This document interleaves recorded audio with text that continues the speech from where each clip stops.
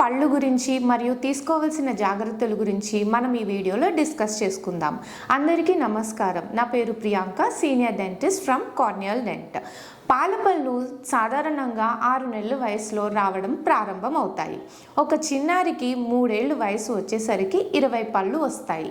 ఈ పళ్ళు తినడానికి, మాట్లాడడానికి మరియు నవ్వడానికి చాలా అవసరం. మొదటి పన్ను వచ్చినప్పుడే బ్రష్ చేయడం ప్రారంభించాలి.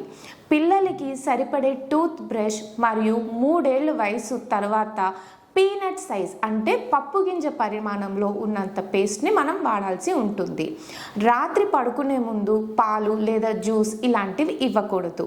ఒకవేళ చిన్నపిల్లలు లేదంటే నెలల పిల్లల్లో పాలు తాగే అలవాటు ఉంటే పాలు తాపిన తర్వాత తప్పనిసరిగా చిగుర్లు మరియు పళ్ళని నీట్గా క్లాత్తో తుడవాల్సి ఉంటుంది.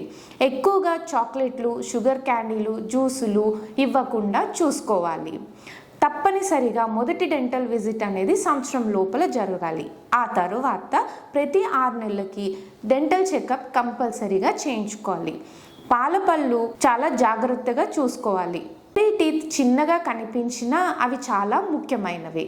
చిన్న జాగ్రత్తలు తీసుకోవడం వలన పెద్ద సమస్యల్ని దూరం చేసుకోవచ్చు. Thank you.